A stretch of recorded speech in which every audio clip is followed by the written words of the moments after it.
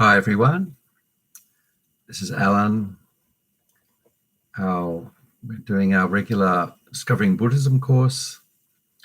I hope everybody is well. Good to see some people out there online. Quite chilly here today. There's a bit of storm happening, so I hope you're warm and comfortable. So this is our last class on the topic of Samsara and Nirvana, and next week I'm away because I have to go interstate to attend a service for a friend of mine who passed away. So won't be here on Monday, and then the following week is actually hi Lisa, good to see you there. The following week is Queen's birthday, and we don't have classes at VI on Queen's birthday on public holidays. So it's actually the next class will be on the June 20th. I put a little note on the reminder on the notes that I sent out yesterday. So that's June the 20th, Monday, June 20th. We start the next module, which is bodhicitta, the topic about compassion, Buddhist compassion. Also, we'll probably be switching to Zoom from YouTube on that day, which means that we'll be able to see each other. It's actually more user-friendly in a lot of ways, YouTube. The disadvantage is that it's not replayable as easily, but VI has a thing called Vajrayana Institute TV, which is, you can check on the website how to get to it. It's pretty straightforward. And for a very small fee, you can join Vajrayana Institute TV and you can watch past classes that have been broadcast on Zoom. Not just my class, which will be on Zoom, but also almost all the classes, actually except mine, are actually on Zoom. And so that includes Wai Chong's classes, Venerable Daki's classes, Geshe Samton's classes. So there's a whole range of good stuff there to watch. So it will be possible to watch the classes if you can't attend the live teachings. Okay, so that will be for the next, when we start the next module. All right. I think that's enough. That's enough of the administration announcements.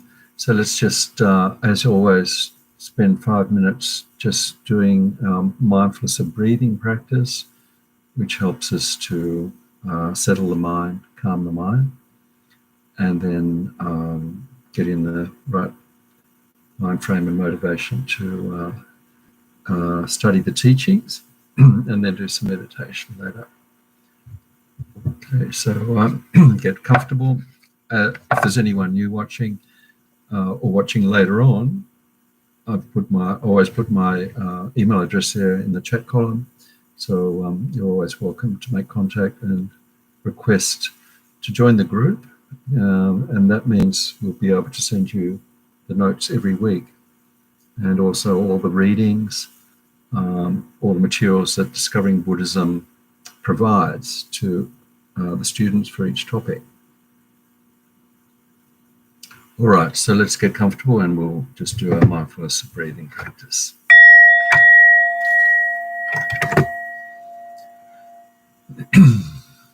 Okay, so the main thing is to make sure our body is in a good position where we can relax.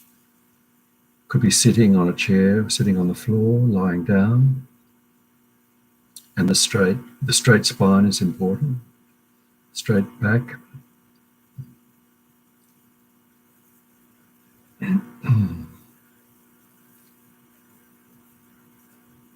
We just begin by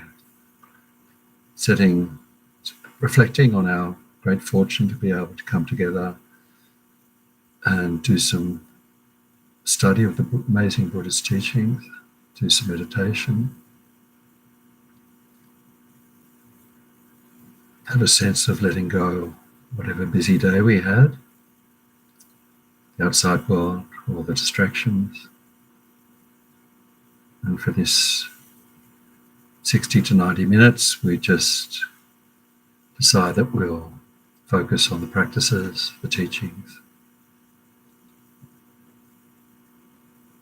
And we're doing our practices not just for our own benefit, but for the benefit of those around us, and also for the benefit of all living beings, the Mahayana motivation to progress along the path to full enlightenment so that we can lead other beings to the fully enlightened state. Now we just check our body. Are we evenly balanced on the floor or the chair? Just scanning the body for any tension or holding on, particularly the upper body, the shoulders. The eyes can be open or closed, whatever is the most comfortable.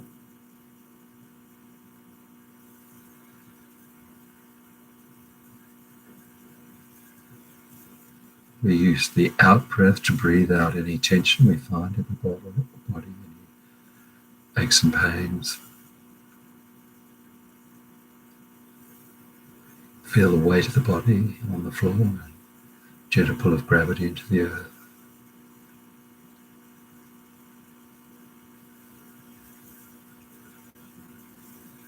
Time to surrender to gravity.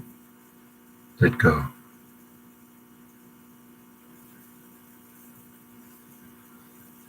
Just gradually giving more attention to the breath. Nothing to change, just observing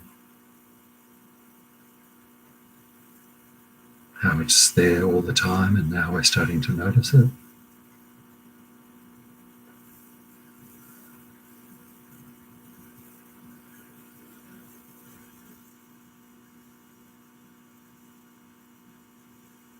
Following each breath all the way into the body, out of the body.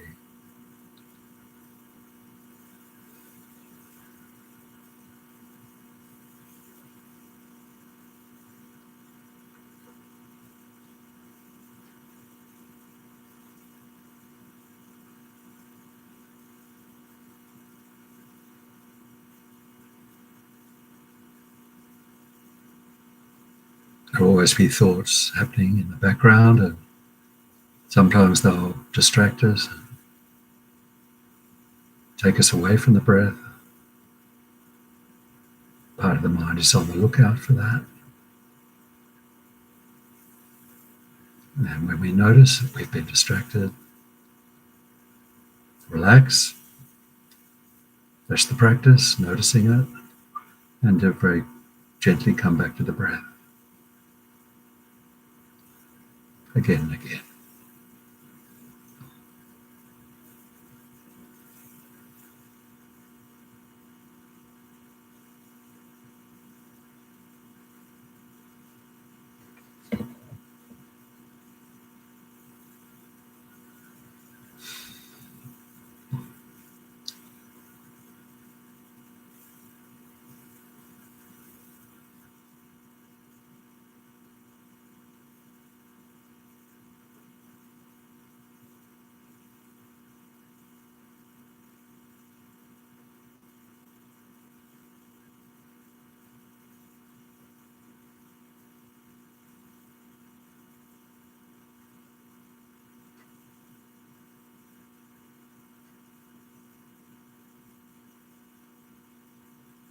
Just staying with the breath, the full flow of the in-breath and the full flow of the out-breath.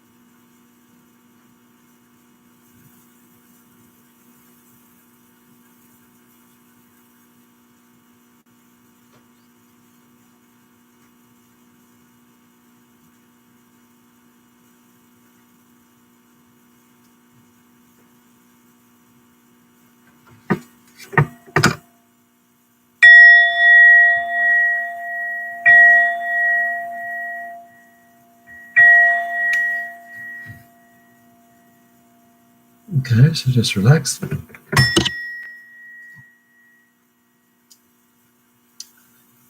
Hi, Mark. Thank you for saying hello. Good to see you there. So hopefully you got the notes I sent, and I also sent the question and answers that the writers of the course put out for this module, just so that you've got something to look back on if you have any questions. And they didn't cover all the topics that we covered. They didn't actually they didn't have any questions on the 12 links, the Wheel of Life, but they've covered all the other things fairly well, the Four Noble Truths in particular. So a couple of questions from last week, and these questions also cover what we do this week as well. Basically, last week we looked at the idea of cessation of suffering, how to end all suffering, which is samsara. And first question is, what is liberation? So this is the third noble truth. First noble truth, remember, is that we all suffer. Suffering exists. This is what the Buddha taught at the first turning of the wheel in Varanasi, or not actually, it's just out of Varanasi. What's the name of the town? It'll come to me in a minute. I've been there. So that's the first turning the wheel. Buddha taught these Four Noble Truths, that we have to recognize that we are in a situation where we do suffer in very many ways, not just the obvious ways, pain and aging and getting sick and so on, but more subtle ways, such as going for things that will ultimately disappoint us, sensory pleasures, things that often called the 12 worldly dharmas, wanting good sensory experiences, good success, good reputation, and so on. All these things that basically the outside world is all looking for happiness from. And the Buddha tells us that these actually are only going to provide short-term satisfaction, won't ultimately be of any help. In fact, they'll make us more disappointed. Actually, could increase our suffering, will increase our suffering if we just rely on that. And then the last form of suffering is called all-pervasive, which looks at this idea of being in a cycle, being driven by karma and our deluded ways of thinking, which puts us in what they call this samsaric cycle of rebirth, birth, aging, sickness, and death, uncontrolled, because we're not enlightened beings. And liberation is getting out of that. So just see what the standard answers. That's the first question. It's actually the second question in the question and answers I sent you. So the answer they give is, what is called liberation is the freedom from bondage. Here the bonds are karma and affliction. Karma and affliction are the shackles that bind one to samsara. So the afflictions really are the driving force. That's things like anger, attachment, ignorance, and they drive our actions. And the actions we perform of body, speech, and mind, not just physical actions, they make an imprint on the mind. And so they cause, if they're driven by the delusions, then they're going to have a negative effect. If we act out anger, then that's going to cause an imprint on the mind, a karmic imprint, and that will produce negative suffering later. So the driving, we're in this sort of situation until we realize it and start to take action to tackle karma and afflictions, and particularly the afflictions. So they're like the shackles that bind us to samsara. So we need to realize what's happening, how the machine works, before we can start to unravel or unhook this cycle that we're on. So, so when we get the key to how to escape this cycle, the first step is to realize how karma works and decide that we're going to actually watch our actions so that we're, as much as possible, going to only create positive actions, positive imprints on the mind, as much as possible avoid the 10 non-virtues. So we want to create virtuous actions and avoid the non-virtuous actions. So from the next step after that, if we just avoid actions and follow, good ethical conduct, we'll create the causes for a good rebirth. But we're still in the cycle. We'll probably create the cause for a good human rebirth if we're lucky, and we can continue our Buddhist practice. But the person at the next level up sees that actually we're still in a cycle of rebirth if we just merely create the causes for an auspicious human body. So the practitioner who's one step above that sees that they have to actually stop all the causes of rebirth. That's liberation.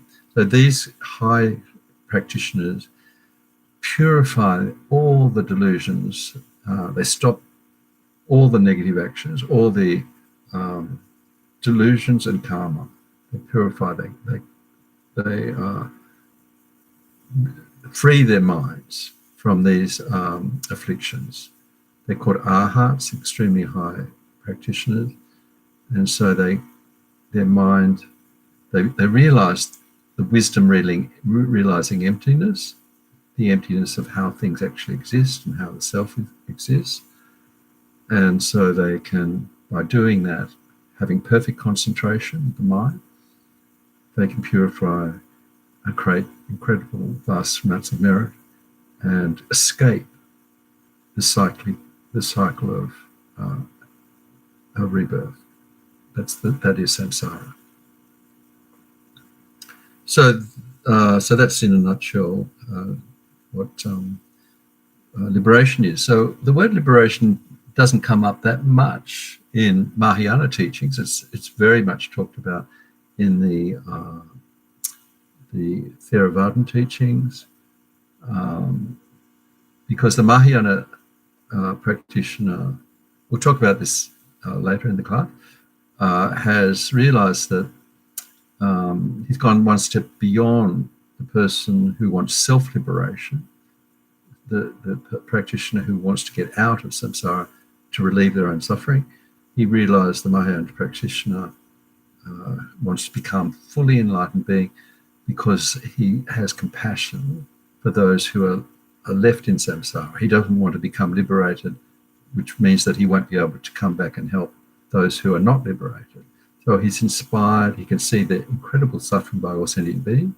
So his motivation to become an enlightened being is to help others. So that's the Mahayana motivation. We'll come back to that, and we're actually going to study. That's the next module. Leads straight into the next module, which is compassion bodhicitta. So second question, what is renunciation? How does contemplating the 12 links of dependent origination help to generate it? Again, just a quick look at the official answer. Renunciation, very first question. Renunciation is the aspiration and wishing to attain liberation. So that's the driving force of that practitioner who wants to not just have a favorable rebirth, but get out of the whole rebirth cycle altogether.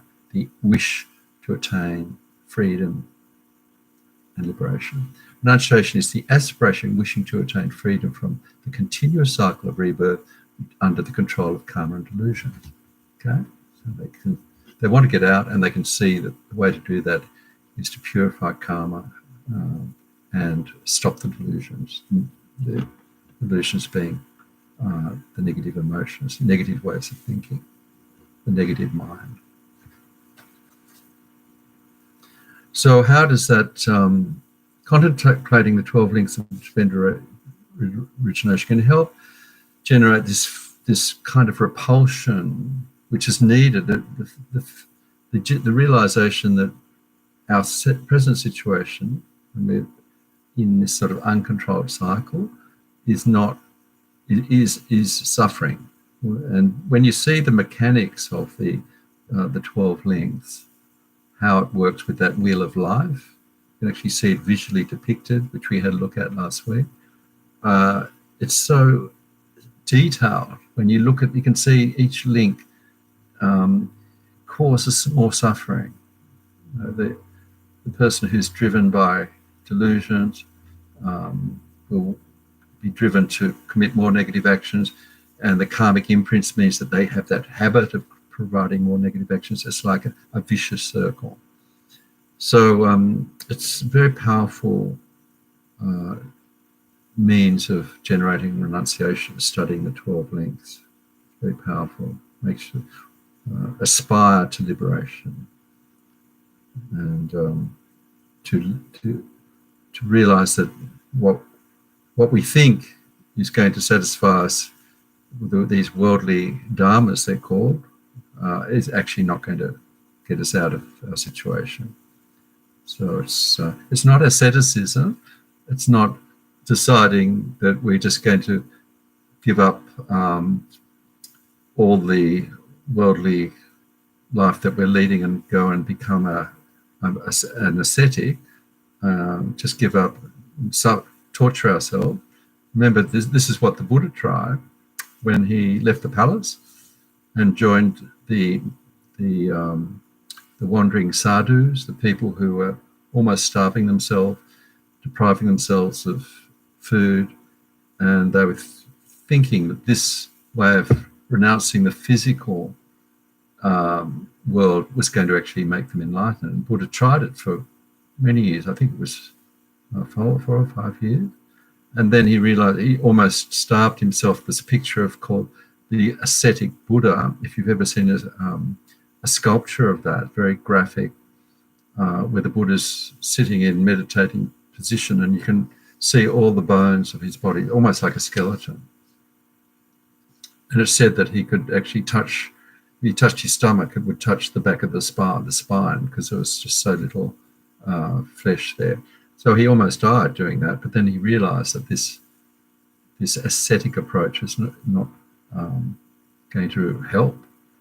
It's not going to take him anywhere. So he realized that by taking the middle path without sort of chasing all the worldly dharmas, detachments and so on, but actually nourishing the body enough, having the basic means of supporting the body, then we can actually start to work on the mind.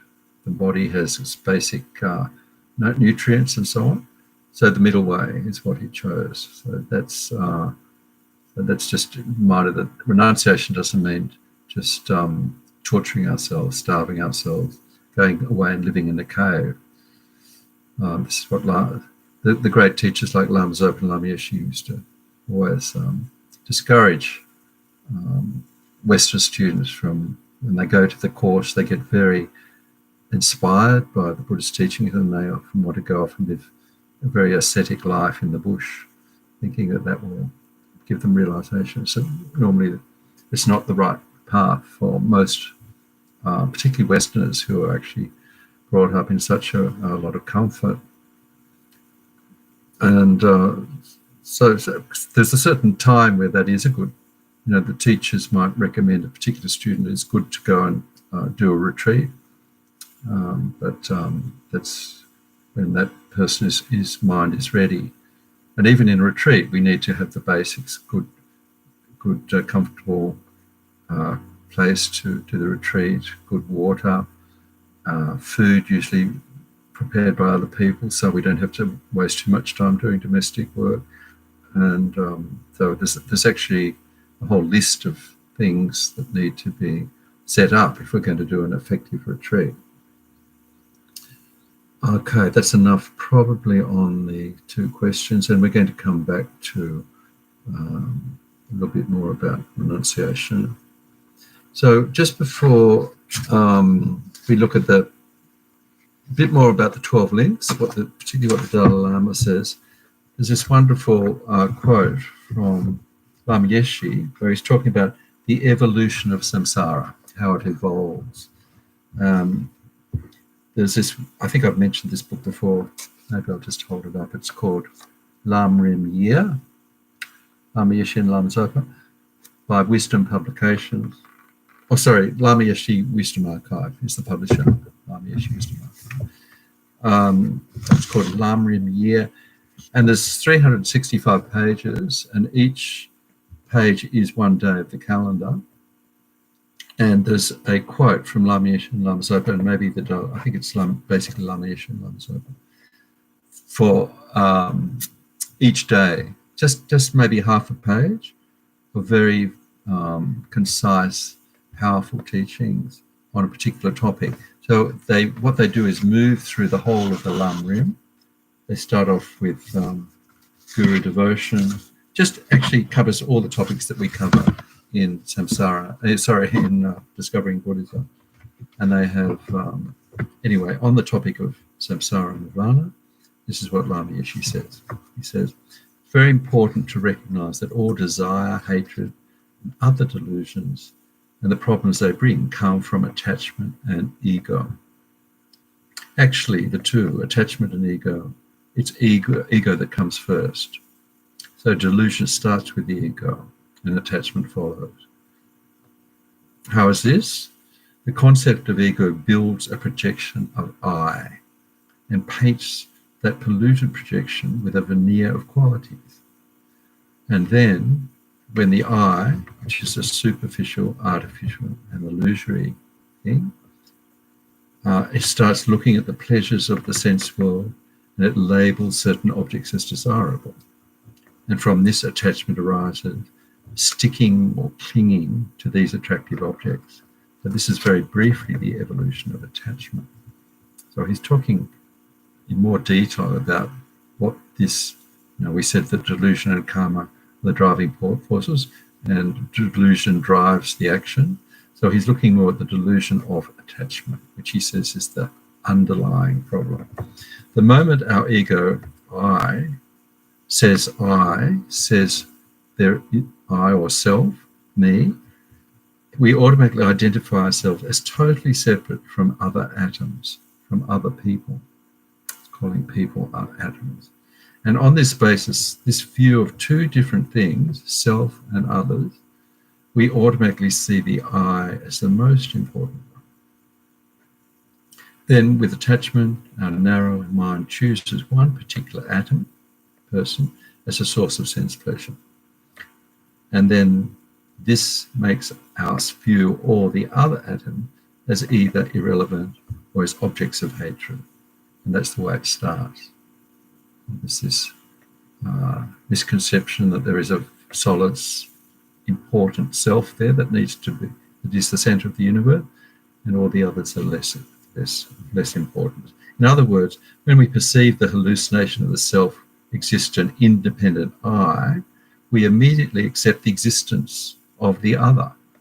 Okay, we're drawn into that apparent delusion. We don't actually realize it's a delusion, but we automatically accept the existence of the other, and that other then appears as totally separate from us.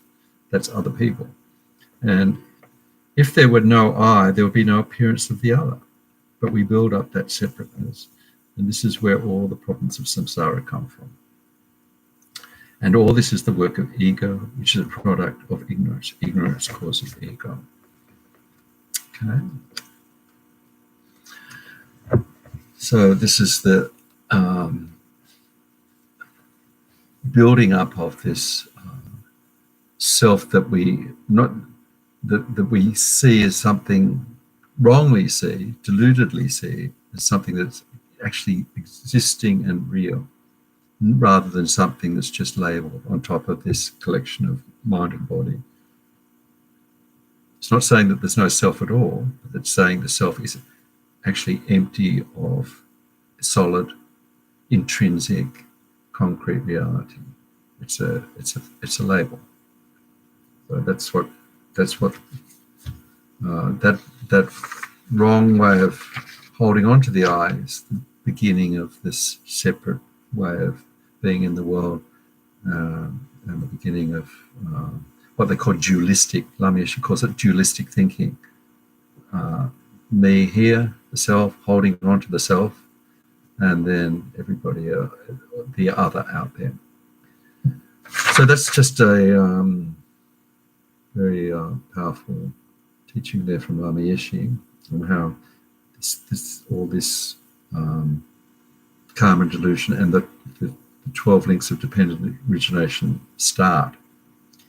So then there's a little bit in the notes there when the Dalai Lama, speaking through the book that I have in the reading list, put the page numbers there, and if you want to look more deeply. So he's talking about, if there's no inherent self, how does rebirth happen? It's a very good question. And he actually says quite clearly that the person that transmigrates, it's a good word, it sounds like, international travel, transmigrates from one life to the next is nothing more than a merely designated, labeled, a concept. It's a concept.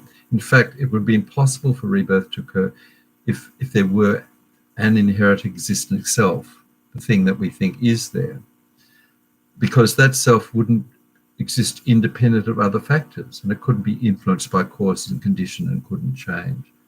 Okay, so if there's just this solid sense of self, it wouldn't be able to take rebirth in all the different forms, different lives, so on.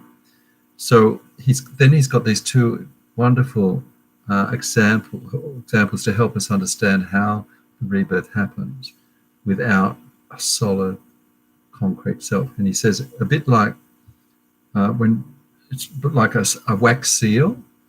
Remember in the old days there was, probably particularly in Tibet, they used to sign important documents with a seal. Actually, in English culture too, not used anymore, but particularly for legal documents, they have like a stamp, and it goes into wax, and then the stamp is put on paper, and the imprint of the wax goes onto the paper. Probably a bit like a ink stamp. And so you've got this imprint there, but the seal, the actual mold, doesn't go onto the paper. So the actual seal there's an imprint on the paper, but what made it doesn't go with the imprint on the paper. So if you think about that in terms of the rebirth, all those forces of karma and delusion in the mind, we're talking about the mind, can drive the previous, the self that we think is so certainly existing and grasping onto that. So that delusion that thinks the self is real will actually cause the imprint in the next life, where to be more specific, it's when we see at the time of death, when we're looking for another birth, it's that mental force of wanting to take rebirth that will throw it. Throwing karma, it's called, throwing karma into the next life. Another good example, he says, is the mirage. So that even though a person in the desert can see this water that is shimmering and looks exactly like water, you can actually see it sometimes if you're driving on a road, and you can the road's radiating heat. It looks exactly like there's water up there on the horizon. So if you don't know about mirages, it looks that there is water there. So similarly, the person, the aggregates, collection of body and mind, appears to be existing inherently, but there actually is a mirage. We don't realize it. So the water that appears to be there is a false appearance. So the mirage is not there when we actually go over the hill, but the effect of seeing the water, the person who's dying of thirst, will drive him to actually go to the water. Okay, so this is the delusion has an effect, and the delusion will throw us into the next rebirth, like chasing the water. Anyway, there it is, worth pondering. So what are the benefits of the 12? We've already talked about this, so definitely by thinking and looking at the wheel of life, renunciation can be generated. We sort of see how each step leads to the next, and how each cause leads to a suffering result in incredible detail. So that gives us a very powerful sense of wanting to escape that cyclic existence, which drives us to want to be liberated, free. So His Holiness Dalai Lama also says that this is the Mahayana aspect. We can also see, when we look at the 12 link, cause and effect, that this is the way all unenlightened beings are actually being driven, and the suffering state of them. So compassion can arise when we look at the 12 links and how it works. It's compassion not just for ourselves, because it's not just us, one person who's in this cycle, but it's actually infinite numbers of beings. And it's not just human beings, animals, and beings that we can't see in the lower realm, the suffering beings, and even beings who are in a very luxurious higher realms, having only physical pleasure and mental pleasure. These are called the gods or the devas. They're also in this same cycle. So, so this just by looking in the wheel of life, the cyclic existence, it helps us to generate. The more we ponder that, the more we can, our mind will be driven or inspired to get out of the situation, because we're realizing where we are. First noble truth.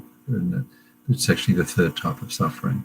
We're in all-pervasive suffering until we just do something about it. Now, just checking on the time. So we're going to do a meditation after this on anger, because it's one of the delusions that keep us in samsara. Ignorance, attachment, anger, and delusion. So the key negative driving forces, mental driving forces that keep us in samsara. So we have done a meditation. The first class we did meditation on suffering. Second one, when we finished, the second class was interrupted, so we didn't get to do a meditation. The third, last week we did attachment, and tonight we'll do anger or aversion as one of the negative emotions, key driving forces, and also the counters or antidotes to anger, and how harmful it is as well. So the Fourth Noble Truth tells us that there is a path to liberation. So the path to liberation is already mentioned. Can be either the three different scopes of practice, which we'll come to in a minute, but basically we're talking particularly in this context of the Four Noble Truths: liberation from samsara, end of rebirth, end of uncontrolled rebirth.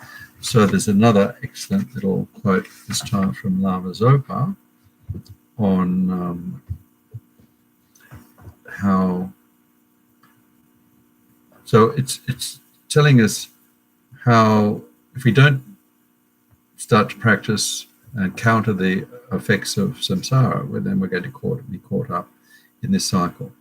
So this is what Lama Zopa says about when the present life is over, how our mind will be blown by the winds of our karma into another life. Our dying thoughts activate the karma that will be the cause of our next rebirth, and the activators of this throwing karma are craving and grasping. So this is what Lama, another word for it is attachment.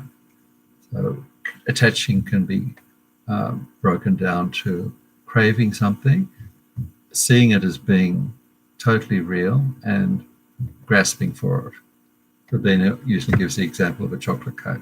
I think the thought of the only thing that will make me happy is the chocolate cake, and then grasping, holding on to that, wanting it. So the mind is sort of sinking into the chocolate cake, even though we haven't even got it, but craving and grasping. The 8th and 9th links of the 12 links of depending origination are craving and grasping. And this takes place by while the mind is active, and we still recall virtue to be reminded of it by other people. So this is at the time of when we're coming to the end of this life. If we're driven by craving and grasping in the last moments of our consciousness, that's a very important state of mind when we're just about to pass from this life into the next. So that's when we need to control our attachment and so on.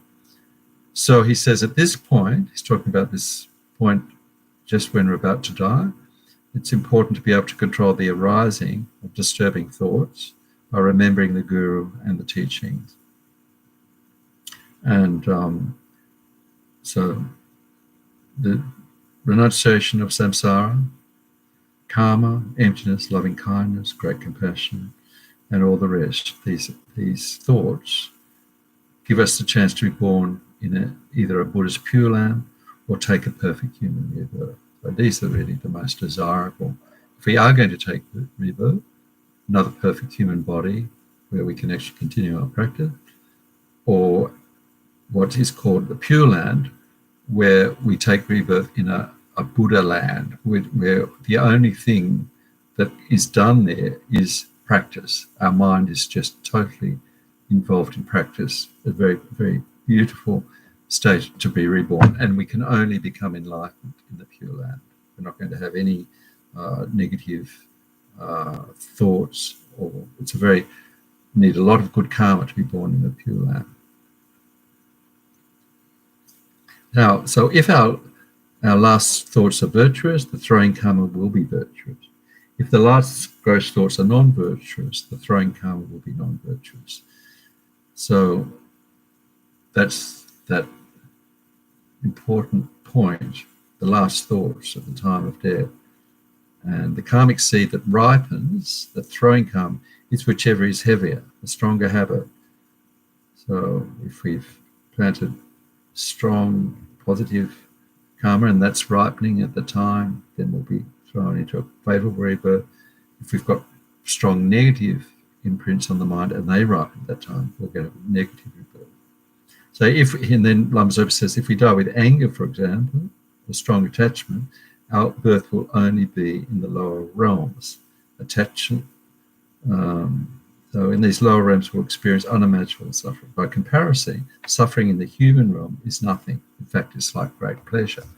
In fact, that's the only, as a human or a Pure Land, only rebirth there is where we can actually practice and create the causes to proceed along the path to full enlightenment. So this, the notes there just reminds, we've talked about the 3 different scopes of practice before. Stage 1, the small scope, is where we're trying to create the causes for a favorable rebirth. The middle scope, we see that we don't want any rebirth anymore. We want to be completely free of rebirth, and we want to be liberated so that the mind is completely purified. And to do that, we practice ethics, perfect behavior, avoiding all negative action, concentration, where our mind becomes very powerful and focused, and wisdom. So we use the powerful focused mind to meditate on how things exist, particularly the self, and we generate the wisdom understanding the empty nature of the self. So this results in liberation, or arhat would. So self-liberation. The next stage is the higher scope, the being who wants to be liberated, but they also can see that other beings are also suffering, and they can see that those other beings need help to become liberated. So they want to become liberated in a very profound way, so that they can come back and help other beings in whatever forms necessary to give teaching and so on. Excuse me.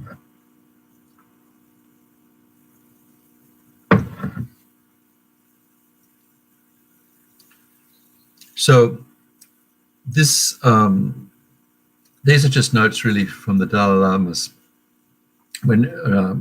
teachings on the different scopes.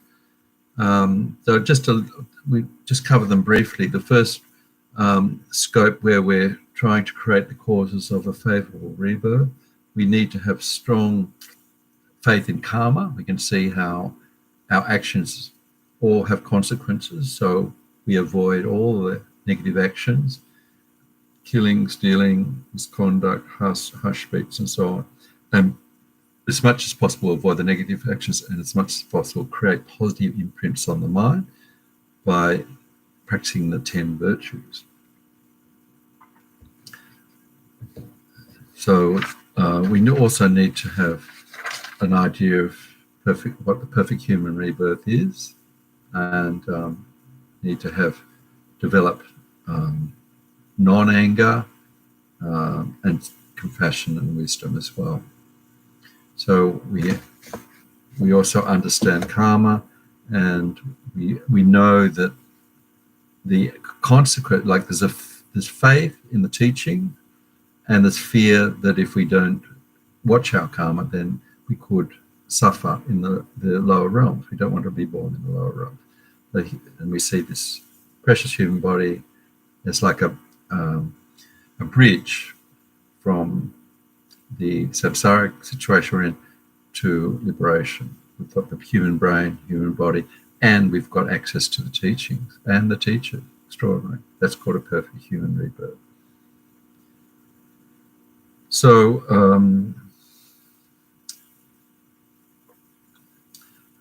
then he talks a little bit more about how to not create the causes, negative actions, and how the way we perform actions can actually increase or decrease the karmic effect, the imprints of the mind.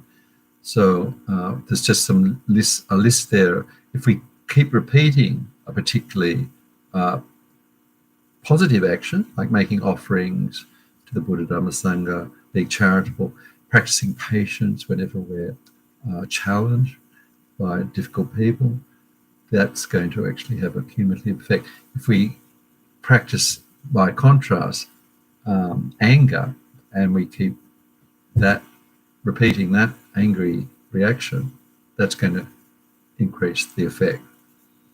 Rejoicing, if we rejoice when we see other people practicing good actions, then we get a lot of that merit. It's incredible. But just rejoicing, if we see somebody who's making a donation, for example, to the teachers, the gurus, or the Dharma, somebody's doing a retreat and we rejoice. We can't do it ourselves, but we think how wonderful.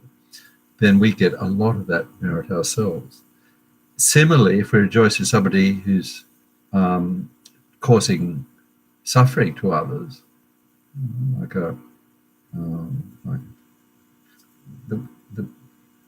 Pujas of the world who are invading and causing unbelievable suffering, then we can rejoice in that sort of action. That's also going to have a very negative effect on our mind.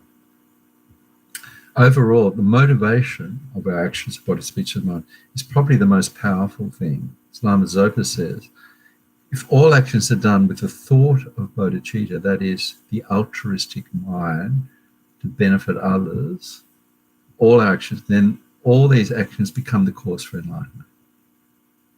All the actions become the cause for enlightenment. So we're going to, in the next module, we'll see how that works and how to practice bodhicitta.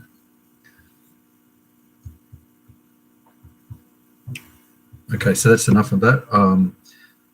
Then a few more notes there about the path of the being who wants self-liberation. We've already covered most of this, I think. Main thing is just to practice they call it the 3 higher trainings, the person who wants to be liberated, watching their actions, ethics, living a moral life. And morals, probably a bit of, in English, can usually just refer to, sexual misconduct and things. Ethics is probably a better word, an ethical life. Ethics, concentration of the mind, developing the mind, the force of concentration, which is practice of shamatha. So the highly realized practitioner of meditative concentration can leave their mind on a particular object for as long as they wish, and then they use that power of the mind to study wisdom, the nature of reality, particularly the wisdom realizing the emptiness of the self and the emptiness of phenomena. Ethics, concentration, wisdom, they're the 3 principal trainings of the being who wants to become liberated. And that liberated being will become free of all suffering, causes suffering, and free of samsara. Then the last one, the being who is motivated on the Mahayana path, that being will be inspired basically to do their practice for the benefit of all sentient beings. So this is why in the Mahayana vehicle, beginning of most of our practices, we remind ourselves, particularly of any teachings at any center, that we're doing our practices with the mind of compassion. That's bodhicitta, wanting to be liberated. We want to be enlightened to lead all other beings to the state of enlightenment.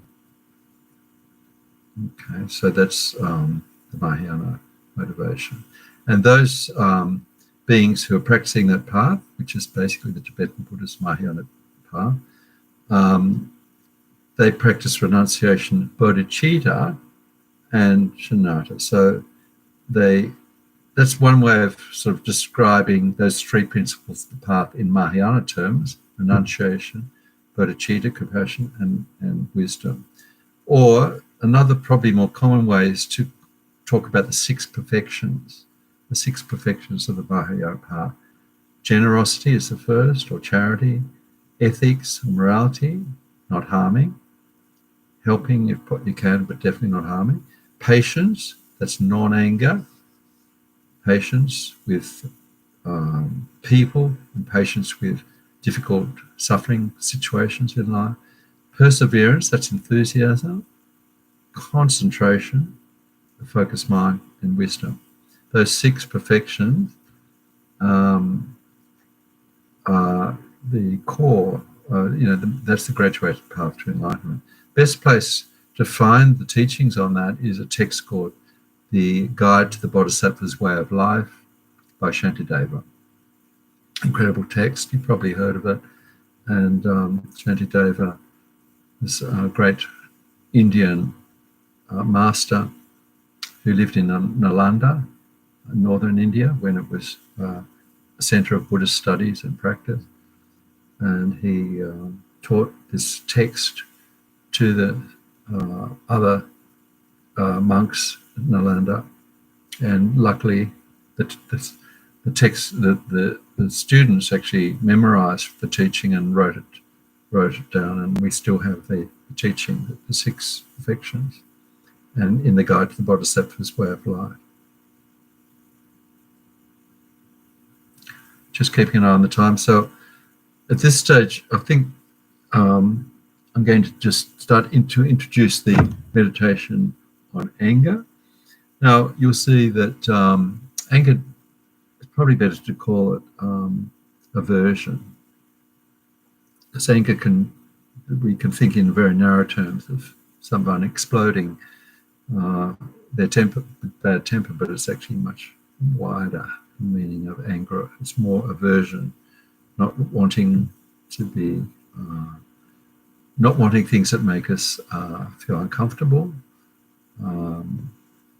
And when we are confronted with a situation or person that makes us uncomfortable, then we want to get rid of that person. We could want to harm that person, or we could want to, our mind could just be in a very upset state. So there's a whole, in the readings, just remind you, page 45 of the readings on this module, Lama Zopa gives a teaching on anger. It's an extract of a longer teaching. And there's also a terrific book that's just come out by Lama Zopa, which is teachings on patience. Because patience is like the reverse side of anger. And it's one of the 6 perfections. So so in the particular meditation we're going to do, we think about what anger is, we contemplate the disadvantages of it, and then we look at some of the antidotes or countermeasures that we can take. And patience is one of the very most powerful countermeasures for anger. Again, I'll just hold up the book, Patience by Lama Zopa Rinpoche. So this is just one book on, it's quite a slim book. It's only came out, I think, last year, fairly recent book. I haven't read it fully, I only received it a few weeks ago. And the date is 2020. So those shorter form of Lama Zopa's teachings are in the readings, page 45 on anger. So we're going to use some of the points that Lama Zopa makes in that teaching, in the particular meditation we're going to do. So just briefly, what Lama Zopa suggests as methods for dealing with anger. First one he suggested, which is probably the most difficult, is to contemplate the false view of the I that is getting angry. Okay, he said this is a very profound meditation. It can help undermine the whole basis of this separation of me and that person out there that's annoying me. So that's kind of the ultimate countermeasure to anger. But he says it's quite difficult to do, particularly if you're confronted in an angry situation. It's a meditation that you need to do in the quietness of your meditation cushion while you're bringing to mind the person that's making you angry. And then by familiarizing yourself with that meditation particularly it could be over a long period, then when this situation, when you're actually out there in the world and the person there is making you angry, you've got some practice to fall back on. Okay? Very difficult to just practice patience instantly without some sort of practice done away from the angry situation. If our mind is in anger, it's impossible actually to meditate because we're just completely consumed by this fire, the angry, fiery mind. Then, so the other technique, there's 5 methods he suggests, and we're going to probably just look at them briefly at all of them when we do the meditation, is look at karma. So remember, karma, cause and effect. How is my angry mind going to create causes for more anger or suffering in the future? Knowing that what I'm experiencing in my mind is actually going to make an imprint on the mind, creating the cause of further anger and further suffering. So that's contemplating karma, number 2. Number 3 is compassion, where we think about if that being who is causing us to, maybe they're harming us, maybe they're insulting us, or doing some negative action. Sometimes we can get angry at someone who is actually trying to help it. But if that person is creating their own karma by trying to harm us, then realizing how karma works, we can feel compassion because that person is going to have to bear the consequences of their actions, the causes and the effects, and they will suffer. So compassion for the person who's giving us this harm, for a person who has just see that it's mixed. The fourth one is see that the person has no control over what they do. So if you not realize that they have no control, which angry mind usually has no control, then you can not blame that person. It's a bit like they say that you don't blame the stick that is hitting you because it hasn't got any sort of control on what it's doing. So they also say this is another way. If you see that person is out of control, you feel compassion for them and that they can't help it. Number 5 is very profound practice where you realize, you think that without somebody to press my buttons, to challenge my patience, and then I can never practice patience. If everyone's being nice to me all the time, if surrounded by friends, always supporting, we can't practice patience. There's nothing to work with. And without patience, we can't practice compassion, loving kindness. Without loving kindness, we can't make any progress on the path to enlightenment. So this is a very profound teaching, one that Lamas Zopa often give, is regarding that person who we see as an enemy or annoying as being the most precious person in our life, more precious than the friend, because they give us the opportunity to practice, and the practice will actually help us on the path to enlightenment. Okay, so we'll just give this all a try now in our meditation. So just get comfortable and sitting, lying. Let's get my notes for the actual practice. If you want a nice, concise version of this meditation, Kathleen McDonald's book, How to Meditate, is a really good outline on how to practice, how to deal with anger. We call it dealing with anger. And she's got more. She also covers attachment and so on. Okay, so get comfortable and we'll just go through the practice.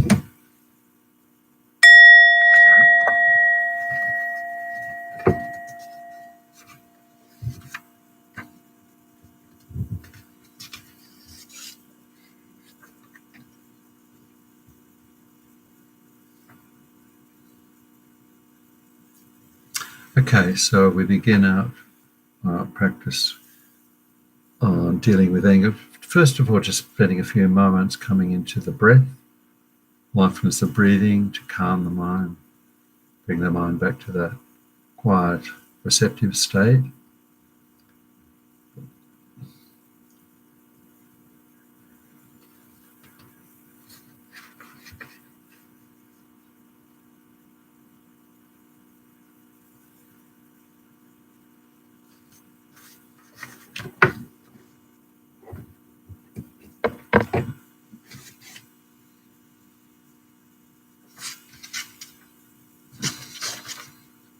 So we begin our practice on dealing with anger by bringing to mind a situation where we actually felt that we were in an angry state caused by another person. So most of us have experienced situations where we have perhaps lost our temper with somebody. Maybe we've been harmed or by that person by words or actions. So the first thing is to acknowledge that this can happen, or we can feel anger towards a person or could be a situation. But we'll use the example of a person, more helpful in this practice.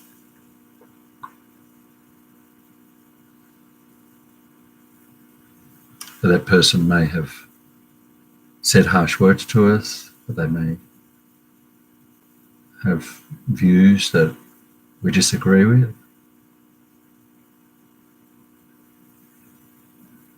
It's also possible that person has done nothing to harm us, but there's just some reason we can't explain, a feeling of uncomfortableness in the presence of that person.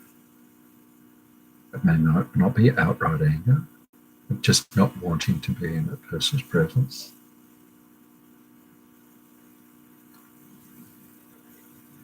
Just without the details, just the feeling that we have in that situation.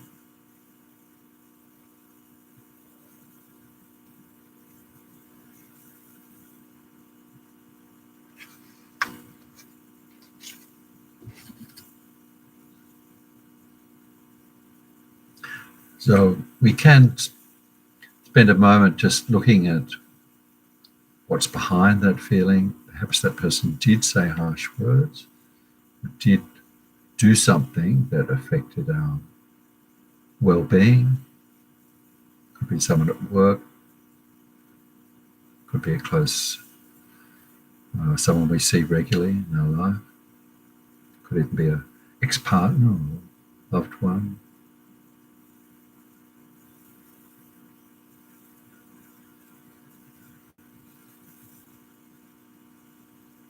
It may be that they didn't say any harsh words, but their behaviour could remind us of our own fault, like a mirror.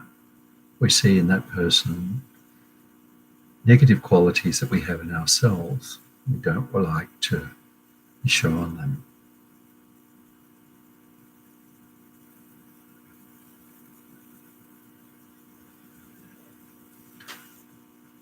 Could be that person has not really done anything serious to harm us, but we have other problems in our lives, and this is like the trigger, pushes us over the edge.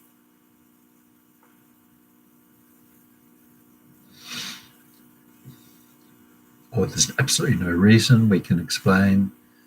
We just don't like that person. We don't want to be with them. And this probably due to karmic reasons, connections in our past lives with that person. Maybe we've harmed them in past lives. We've had some difficult contact in previous lives. Everything has a cause. There must be a karmic explanation that we don't know. We can't see past karma. Next thing, whatever the cause was or is for feeling uncomfortable or feeling anger towards that person, look at the mind, the angry mind. How that angry mind destroys our peace of mind, our equilibrium, our happy mind.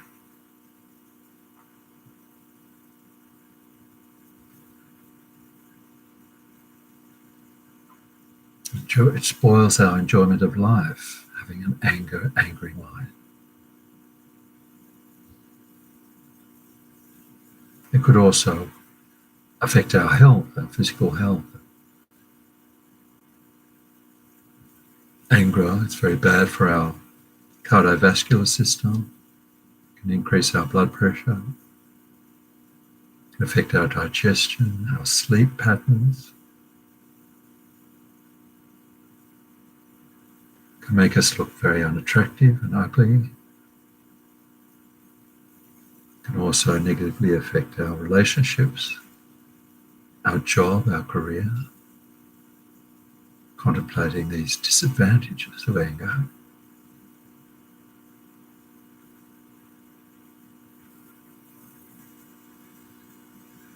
Other disadvantages is that we could harm other people by retaliating. could ruin our relationship, friends or partners.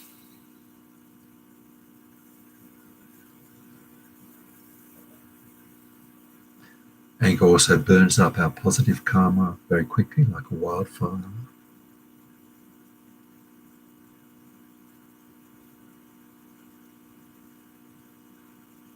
And also, by acting out anger, the karmic effect is to have a tendency to be angry again later, to develop the habit of anger, habitual anger.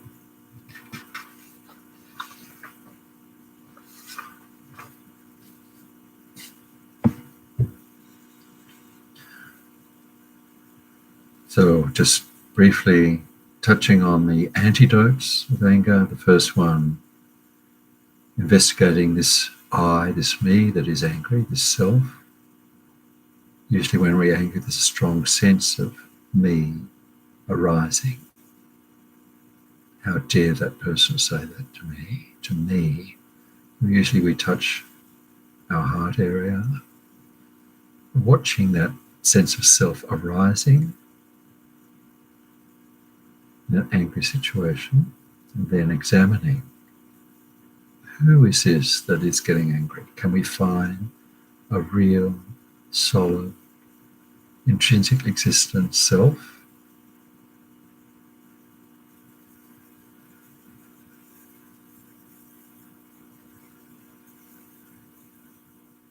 There's no inherent existent self, just a label. The person that is making us angry, similarly, there's no self-existent, independent self. There's no enemy intrinsically. Remember, that person who we dislike or see as an enemy is somebody's loved one. Somebody sees only good qualities in that person.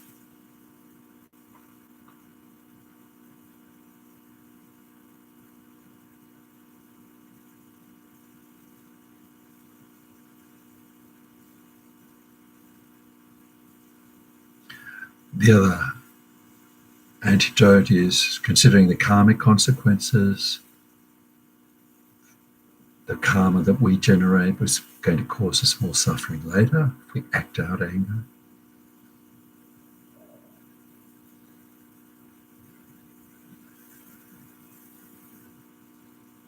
Every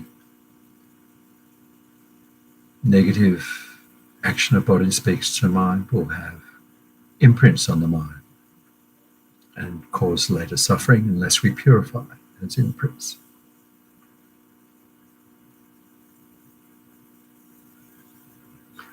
Then we can feel some compassion for the person who is causing us to feel angry, particularly if they are generating negative karma themselves by harming us. Knowing that they too will have to experience suffering from their actions of harming another being.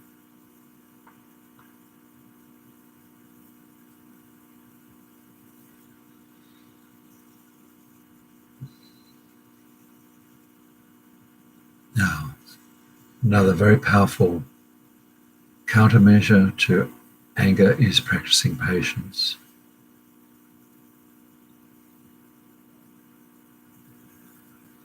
Not reacting, non-retaliation, forbearance, practicing a calm mind.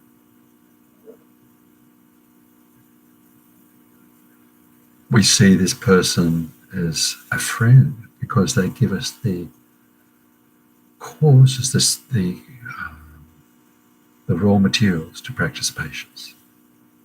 The person who is challenging us gives us the reason to practice patience. The person who is kind to us doesn't give us opportunity to practice patience.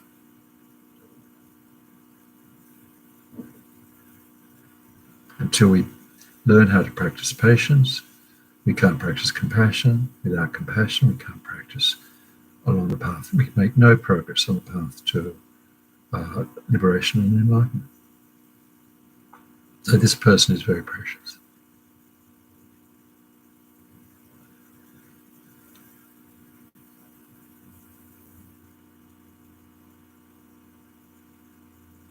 So the conclusion is anger has absolutely nothing to benefit it, will do nothing to benefit us.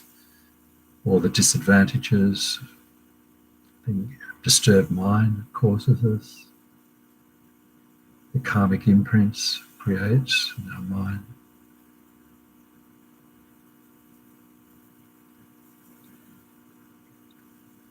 The only way to deal with anger is to practice countermeasures, particularly patience.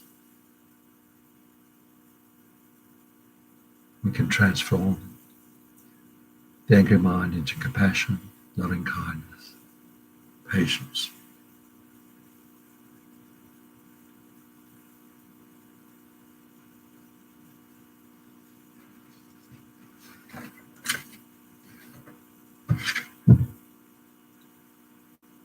By letting go of this I that doesn't like this person, realizing that this I has no intrinsic existence, we can have by less clinging, less holding on to the self, we have less dissatisfaction, more likely to be able to practice loving kindness, compassion.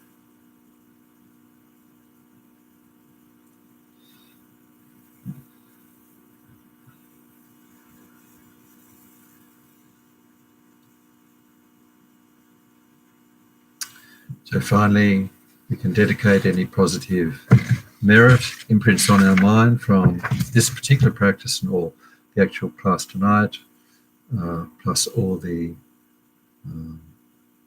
positive practices we've done in the past, will do in the future, towards our development of patience, loving kindness, forbearance, non-anger,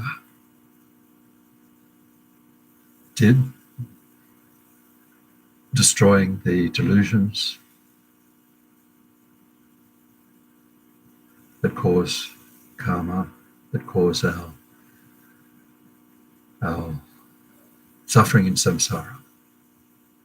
Just reading Lama Zopa's special dedication for the pandemic. However many sick sentient beings there are, may they quickly be freed from all sickness.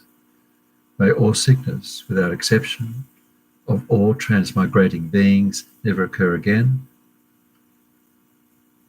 And may all wars, or sickness, or famine, torture, poverty, economic problems in the world, or dangers of earth, water, fire, and wind be pacified immediately, and may perfect peace and happiness prevail in everyone's hearts and lives. May the Buddha Dharma last for a long time. May sentient beings in the world meet the Buddha Dharma and achieve enlightenment as quickly as possible. Dedicating to that.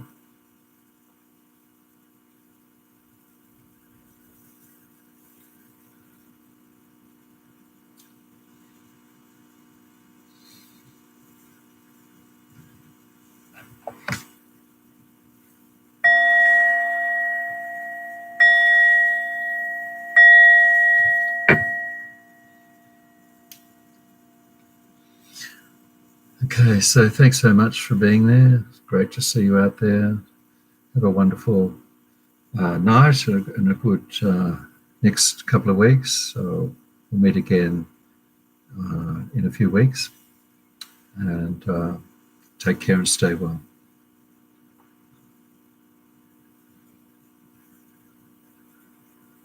Thanks, Lisa. All the best.